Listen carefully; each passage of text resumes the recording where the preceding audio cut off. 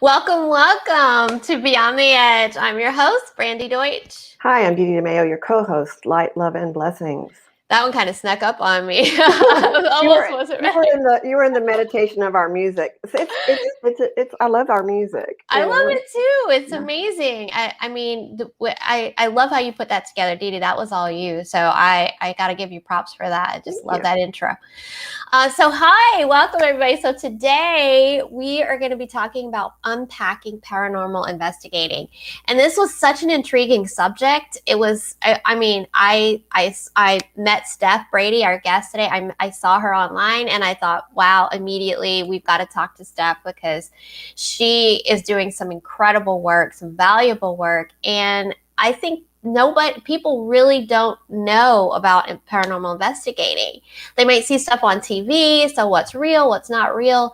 And so I'm excited to talk to Stephanie today, or to Steph. So let me introduce her so that we can start. So this is Stephanie Brady. She's been a paranormal investigator, cleanser, researcher for over 12 years, and she founded and runs S.P.I.R.I.T Investigators. That's S.P.I.R.I.T Investigators.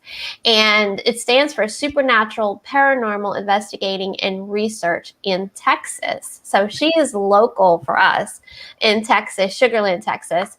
And her goal has always been to treat everyone with compassion and respect, with a physical body or without. I love that. And she's experienced everything from spirits, evil spirits, demonic, and even elemental spirits. And she combines her two passions of helping people and the paranormal. Thank you so much for being here, Steph. We're super excited to have you. You're welcome. Thanks for having me. So the first question I want to ask you is, what happens in a paranormal investigation? Somebody gives you a call and they say, hey, some weird shit's going on here. We don't know. We really need your help. What do you do? We've got some equipment that measures like EMF, electrical magnetic energy. So we bring that frequencies, we bring that in. We've got spirit boxes. We've got audios for EVP videos.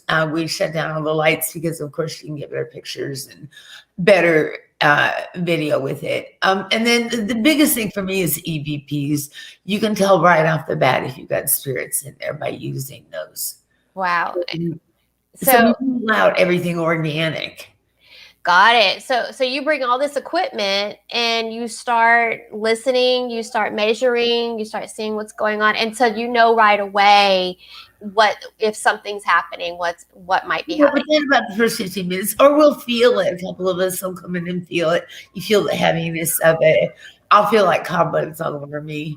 Things like that. Yeah, it's a definite shift in the room environment that other people may not be aware of. Exactly. It's a subtle thing, but for someone like yourself or me, we go in a room, we can feel it. It's almost like a different oxygen level or something. Exactly. You know? So yeah. That's amazing. And so I assume most people who call you, they're experiencing some things. What kind of things do you get calls on? I get calls on anything from things flying across the room to things falling to them hearing like murmuring, but they can't tell what the voices are saying, knocks on the walls, things like that, general things. Everything from mild to and annoying to demonic in severe. That's interesting. So you mentioned demonic, and you mentioned it last night when you and I had a conversation. And so when I got a ping on that, for me, it's like, ping, we got to talk about this. What's the difference between, like, say, a demonic entity and like a wayward spirit just kind of floating around? What do people experience? Entity has designs on the person, most definitely. He wants the person's soul, and he'll do nothing to stop it getting it, basically. They're extremely evil. They travel in packs, basically, in legions. And they work on, they'll bide their time for a long time. But then they're working on oppressing them. And then their eventual goal is to possess them fully. Wow. And so how does a demonic spirit come into a person's home or energy field? How does that happen? There's a lot of different ways. Sometimes it's just a fluke. Nobody knows. Other times they open portals by using things like the Ouija board, where all you're going to get are lower level entities and demonics that come in. And even though you close that door, you've already let something in, and they're not going to go back out. They're already there, and they're going to stay there. And people don't realize that. Yeah, I mean, it's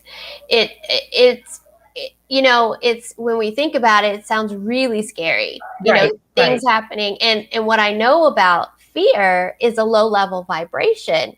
So it's almost as if staying in that fear energy kind of makes it worse. Is that right? They feed off fear. They feed off anger. So they try and make you fight. They try and make you fearful. It gives them more energy. Well, and one thing too that I've experienced with people is that the fact that you may not invite them knowingly or do something like that, but someone you know carries them, and they follow them. So you have to, be aware and check who you're inviting in your home too. Exactly. And everybody has what we call a hedge of protection around them. If you're do drugs, if you do alcohol, if you've had a traumatic thing go on recently, there's like a hole in your head, and so they can get in through that way as well. Wow. Yeah, I've heard that spirits tend to lower energetic spirits tend to hang out in hospitals, graveyards, places where the dead are prevalent. Right, where they're lost. And weakness is prevalent also. Bars, like you say, bars and places where people do drugs and hang out. And I feel like sometimes when like a person has an addiction, it's so much harder to get out of that when they have some kind of attachment or possession or something like that. What does a possession look like? That's the next question. Possible. I've only seen it on TV. I haven't actually seen a person that's been possessed. Wow. That I know of. But they supposedly, I was sitting in the car with Father, and he was talking with somebody getting demons out. I heard it, and it was guttural, low male voices that were coming out of a woman's mouth. Wow. So it is real, without a doubt. Yeah. Is it like on television? So what's real and what's not? So let's talk about a few little things like demonic possession, for example. Is it like you see on some of these movies? Like Exorcism is one of the ones that comes to mind. Right. You see, I don't watch that kind of stuff, and believe it or not, it scares me. Yeah, right? I know. Common sense. I can do it, but I can't watch it. Well, the way those movies are set up is so bizarre because they're calling in people that are supposed to have authority, but yet they're scared shitless.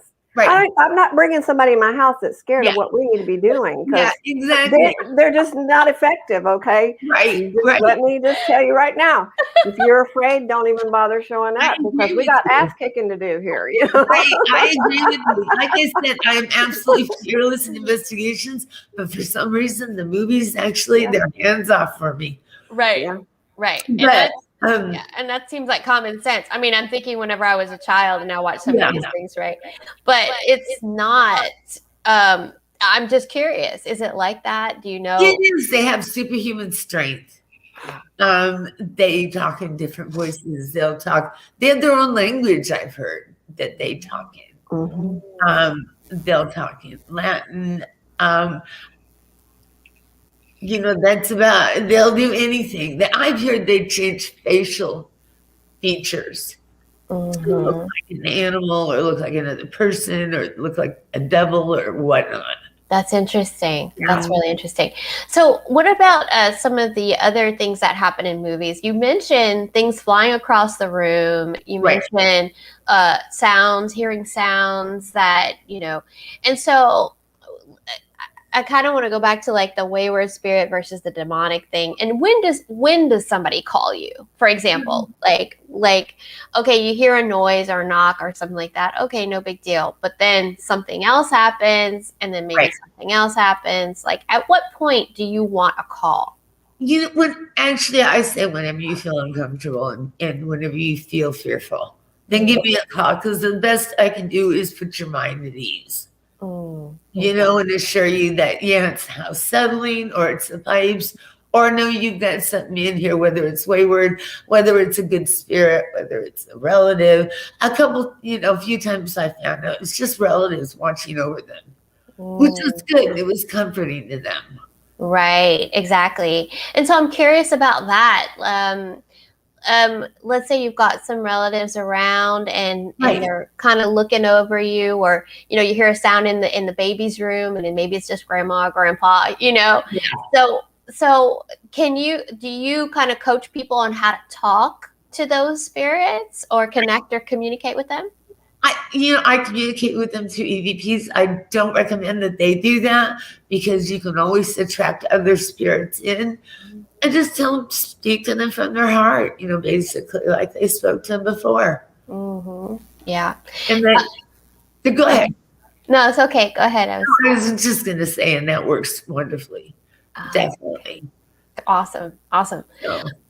So I had another question. Came, it went. You know how that works. That's how that goes. Well, I mean, do you have a question? Well, not necessarily a question, but just I think this leads along with, you know, when somebody gets to the point where they think they need a call, if for nothing else, to make sure they're not going crazy, you know, because it does feel bizarre. I mean, you don't know, you know, what's real or not real, and sometimes you're questioning, well, is my mind just going crazy, you know? But when other people come in your house and they're like, oh, something's in there, you know, and so there's going to be some kind of confirmation that something's going on that is maybe beyond what you've experienced or been able to handle. So that would be a time to reach out to someone, I think. You know, to ask and again, seek out somebody that's not afraid to deal with it, because the fear will not only let them have control, but invite others. Increase activity and everything. Yeah. So Steph, once you find out that there is something that needs to be removed, do you do the removing, or do you call on somebody else to do that? I do the removing generally, unless it's a demonic, and I'm just dipping my feet in the waters with that. So I have a couple good friends that I'll call in to come with me.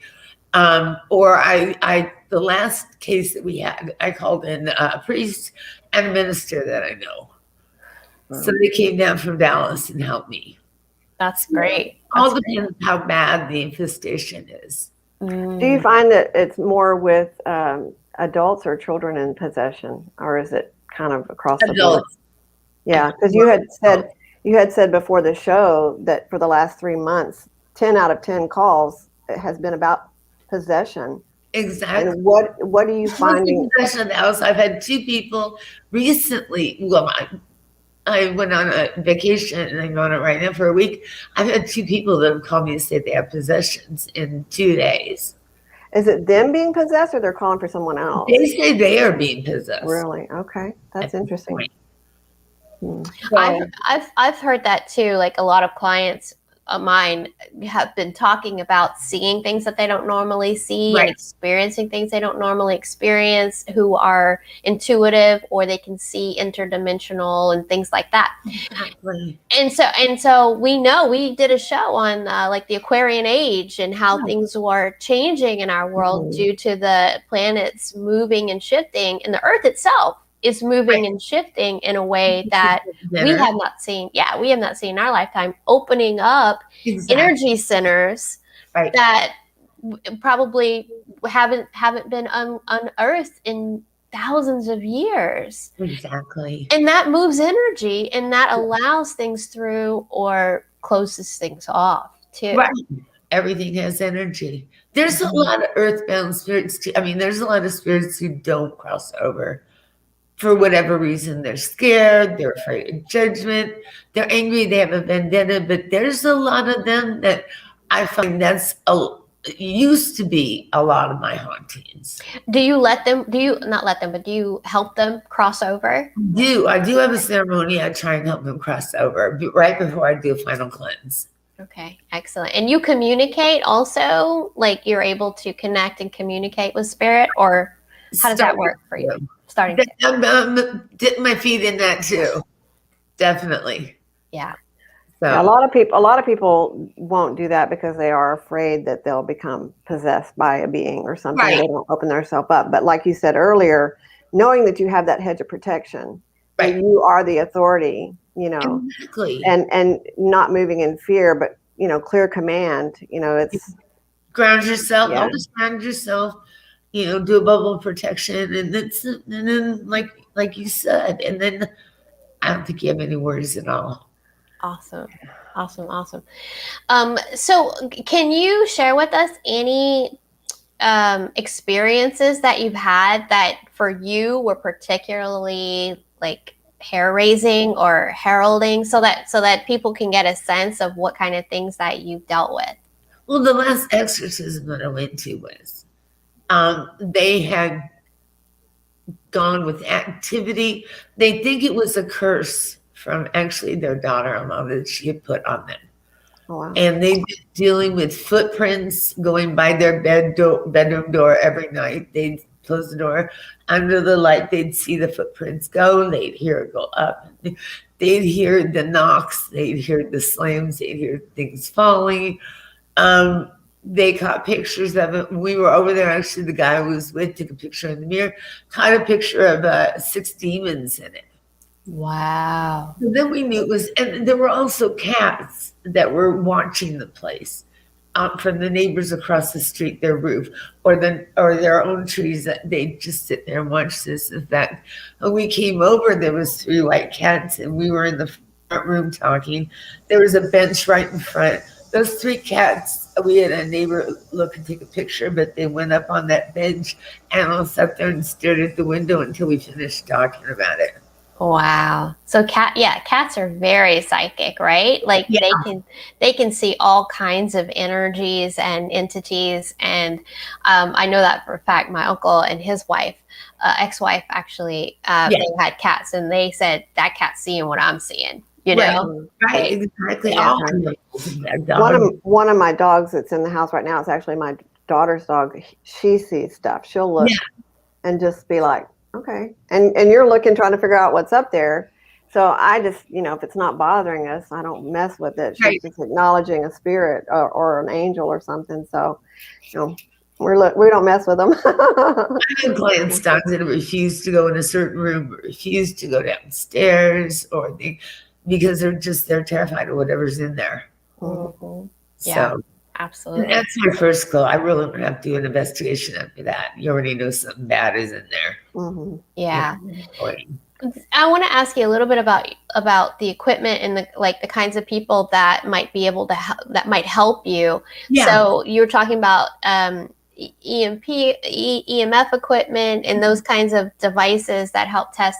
Do you have people that help you with those things, like read those devices, and what's involved in an investigation? Like, I think I heard you say yesterday that there's a lot that goes into an investigation in terms of work, and I was surprised to hear that. What does that mean?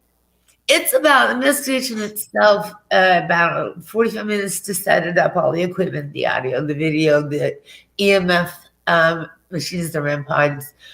And then about 3 hours, I would say, for an investigation. 45 minutes for the takedown, and an hour for the cleanse, hour 15 minutes. I always make the clients do it because they're the ones that have to take back their space. I can't do that for them. So I believe that education is empowerment, and I have to empower them to take back their space and keep it for them and from anything else invading. So then we go home, and then the real work starts. I usually put up anywhere from 3 to 5 recorders in there. I carry around 2 or 3 handheld recorders. So that's let's say 3 times, it's 12, about 15 hours of audio. Wow. And the same with video.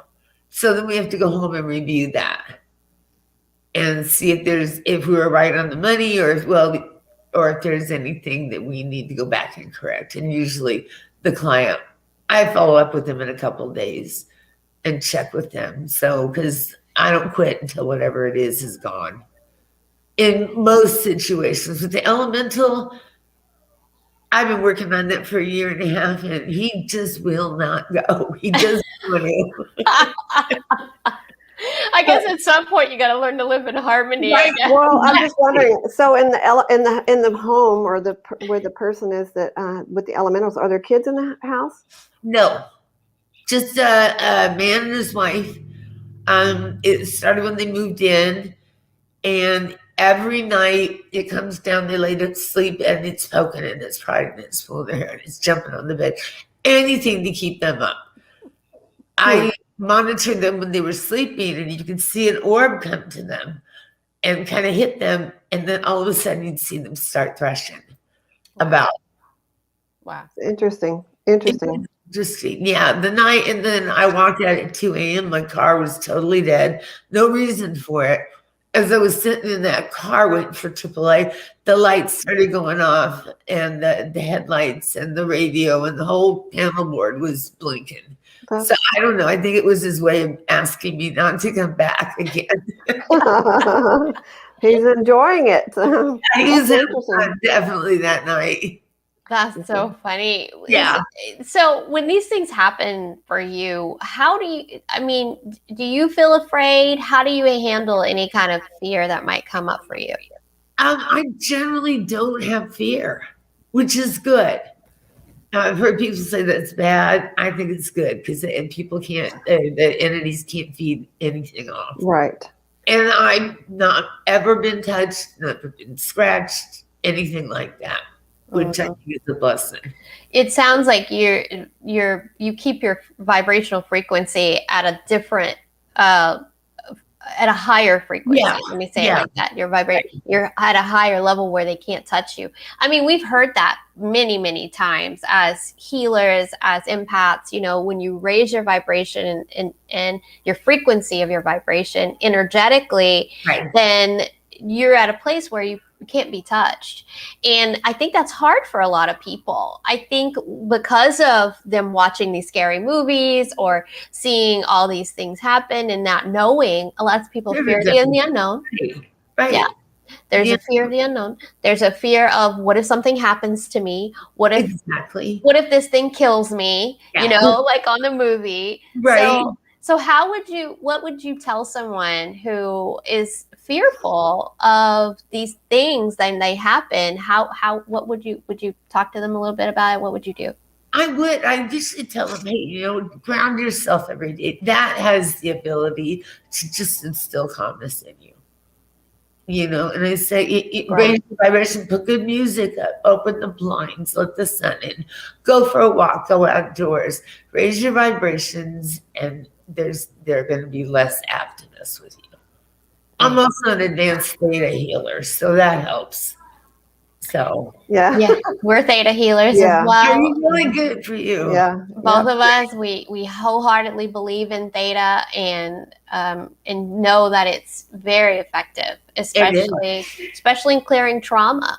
Because when things happen traumatic to someone, that fear can really grab hold and not let go. Exactly.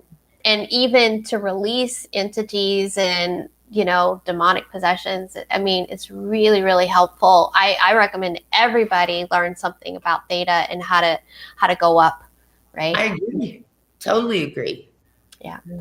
Awesome. So Stephanie, I'm sorry, I keep calling you Stephanie and I think you prefer Steph. Okay. So how can people get in touch with you if they need to call you, if they hear something or experience something? What's your contact info? I've got paranormalangel1@gmail.com or the spirit line, which is 281-562-9574. And then I've got my personal cell number on the website. Okay, so excellent. They can what is the website? www. Here we go. It's long. Supernatural paranormal investigations in Texas.com. Okay, so the spirit acronym, right? Okay, cool. So, supernatural paranormal investigations. In Texas. Oh, no, just Texas.com. Okay. I'm sorry. Texas. So S.P.I.R.I.T Texas? Yeah. .com. Okay. I'm going to put that up. Perfect. And I was surprised to know you were so close too, like Yeah. Sugarland. So I'll be sending you some clients, Steph. Well, and I'm thinking, geez, I'd like to come and do, you know, a live follow through on something. If you know, have an investigation someone doesn't mind sharing, or if you just want to set up a ghost hunt, I'm down. I'm like, let's just schedule that now, because I love it. I mean, because there's so much to learn about history that way, a building, a person. I mean, I've had angels show up. I mean, that's incredible. I'd love it. Mm-hmm. Cool. Yeah, it was amazing. I'm doing a jail with another thing. I don't know if you know him. I can't remember his name. Anyways, I'm doing a haunted jail with him. So we should go do the haunted motel. Well, so I know Texas Paranormal, Richard. I can't remember Richard. He's just can't remember his last name right now, but he lives that's down. where I'm at too. Huh? That's where I was at too with that guy. I'm completely blocked. Yeah, Texas Paranormal. I've been on, you know, something with him. Right. And then Dash Beardsley, he's always done stuff in Galveston and that, and he's always amazed. My friend and I go on his things, and the whole group usually winds up following us because my friend and I don't use any of the equipment. We just have stuff manifest. Huh? Yeah. Yeah. And so when I was telling you about the angel showing up, it was really interesting because we were in this it was a building that had been refurbished or, you know, redone to be like aspiring artist, starving artist kind of apartment condo thing. Right. And the whole building dressed up for costumes for us to go in there and do ghost hunts because they have always had a lot of stuff going on in there. That's great. This one kid, he was telling us, you know, about something going on in his apartment. Well, we went in, and he was talking about needing a feather for this woman's costume. And someone had asked him, he didn't have one. And I said, well, there's one right there. And it literally poofed out the side of a column holding the building. You know, and I had already told him there was an angel there standing, protecting stuff.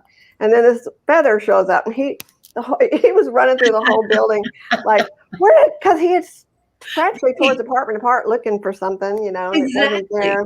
There it is. So, that's fabulous. Yeah. So we have interesting experiences, you know, and again, it's not that I take that stuff lightly. There's always people saying, well, you know, you need to be afraid. No, I don't, because I know that I have authority over them, and I'm not afraid to ask them to identify themselves or get the hell away. You know, I mean, it's just that simple. Yeah. Without a doubt. Yeah, I'll give you a call. I'm starting to do more fun investigations. Oh, cool. Yeah, that would be a whole nother show unto itself, right? Yep. Beyond the Edge, paranormal investigations. Yeah, I love it. I love that. I love it. So, Steph, you do such important work, and I'm so glad that you were able to talk to us today about it. Appreciate it. People have so many questions about it. They don't know. And, you know, I think it's good just to have someone to ask and connect with on these things. And we actually have a light intercession list. And so anyone can email or message us and let us know for people who need prayers or light sent to them. If any of your clients or, you know, anybody that you know would like to be on our list, please send them our way. And that goes for any of our audience listeners today. Our phone number is 805-500-3343, or you can message us at Beyond the Edge TV. And we would be happy to put them on our list. And I tell you, miraculous things happen with the power of prayer and light, right? In theta, when we go up and we just send unconditional love, amazing things happen. So don't underestimate the power of love, of light, and compassion and kindness. And Steph, I know you're one of those amazing people with bright light that shines, because to do this work, you have got to stay in your light. Yeah, thank you. I appreciate that. Thank you, everybody. Thank you, Steph, and thank you. Thank you. It's been wonderful. I appreciate it. Our pleasure. Thank you so much. Have a wonderful day. Thank you. Bye.